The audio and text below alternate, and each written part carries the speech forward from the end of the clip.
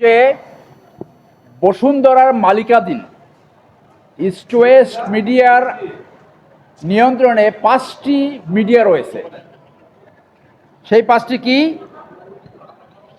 Kaler Kantho, Bangladesh Pratidin, The Daily Sun, News 24 TV এবং Bangla news 24। এই 5টি মিডিয়ার একজনই মালিক শাহ আলম সাহেব এবং তার পরিবার। শাহ আলম সাহেব চেয়ারম্যান হয়ে রাষ্ট্রের ভিতরে একটি রাষ্ট্র প্রতিষ্ঠা করেছে। তারা কোনো আইন মানে না। তারা সরকারি অনেক জমি দখল করেছে, যার পরিমাণ হাজার থেকে লক্ষ হতে পারে, যেটা সিআইডি তদন্ত করছে। তারা মানি লন্ডারিংয়ে জড়িত। তারা দেশের 5টা আইন মানে না: সিটি কর্পোরেশন আইন, পরিবেশ আইন, ভূমি আইন, দেশের প্রচলিত আইন মানে না।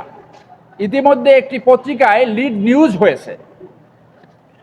তার ছেলেরা বিভিন্ন ধরনের ক্রিমিনাল অফেন্স কমিট করেছে। সাব্বির নামে একজন ইঞ্জিনিয়ার হত্যাকাণ্ডের শিকার হয়েছে এখন থেকে প্রায় 10-12 বছর আগে।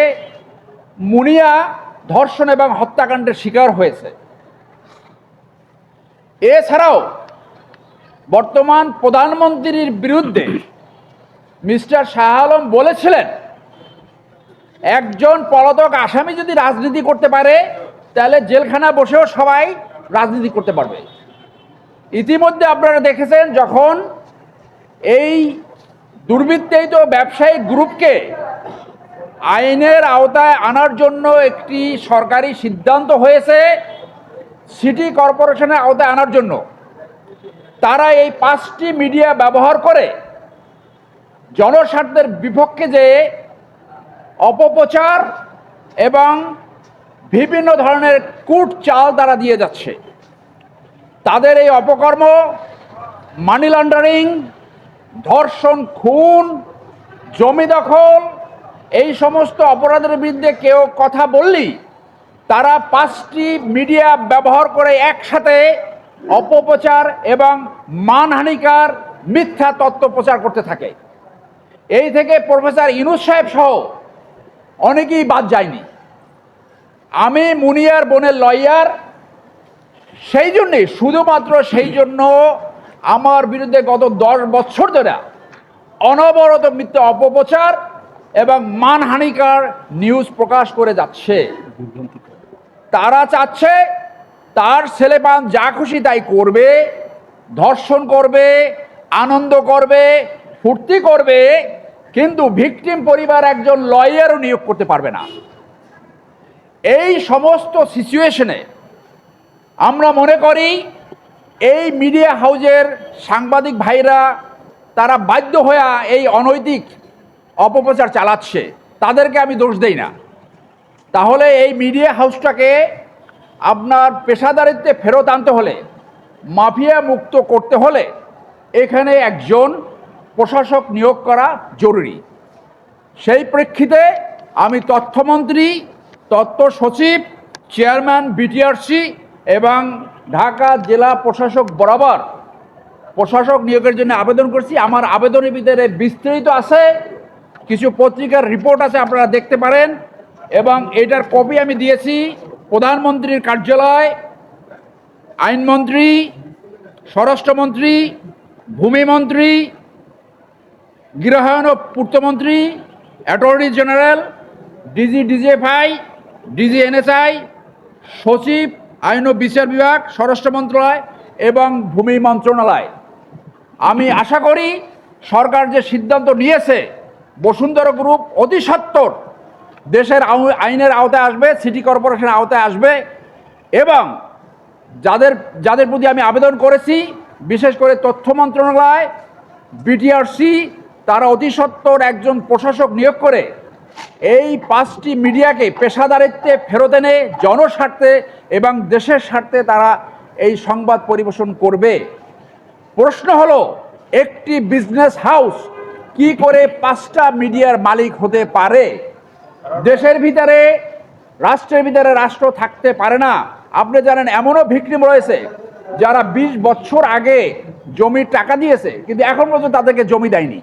একটা জমি 5 বার বিক্রি করে, একখানে প্রথম বিক্রি করে দাম বললে সেইটা সরিয়ে আরেক জায়গায় দেয়, আরেক জায়গায় দেয়। কোনো রকম আইনি প্রোটেকশন যারা ভিকটিম তারা পাচ্ছে না। এভাবে চলতে পারে না। বিশেষ করে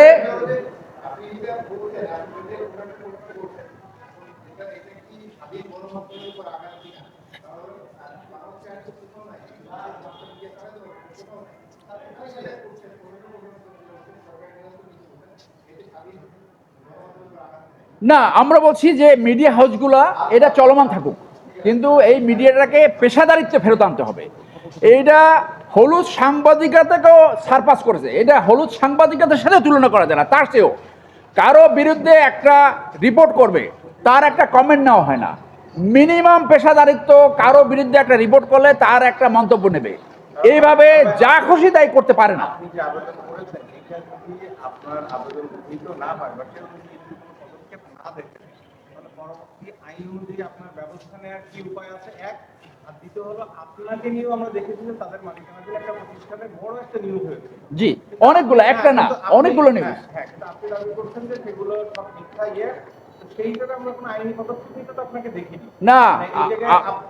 আপনার জায়গার আপনার স্থানটা কি? আপনার জ্ঞাতার্থে জানাই, আমি সাইবার নিরাপত্তা আইনে 2টি মামলা করেছিলাম। একটা বাংলাদেশ প্রতিদিনের বিরুদ্ধে, সম্পাদকের বিরুদ্ধে, আর একটা কালের কণ্ঠের সম্পাদক এবং প্রচারক বিরুদ্ধে, এবং 500 কোটি টাকার একটা মানহানি মামলা আমি দায়ের করেছি।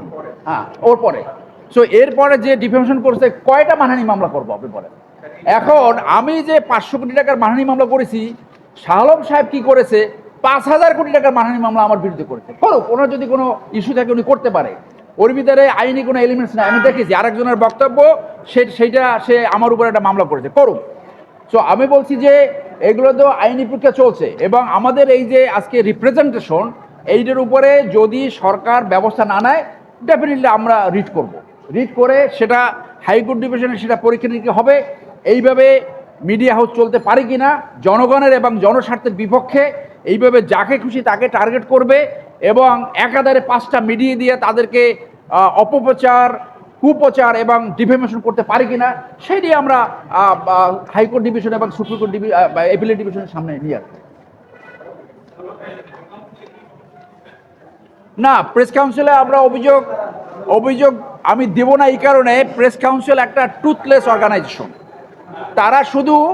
তারা শুধু সতর্ক করতে পারে, এর বাইরে তাদের আইনে কোনো এখতিয়ার নাই। সো এটা যেহেতু অন্য আইনে অ্যাটাক করে, আমার একাধিক আইন যদি থাকে, আমি যেটা সবচেয়ে এফেক্টিভ আমি সেই ফোরামে যেতে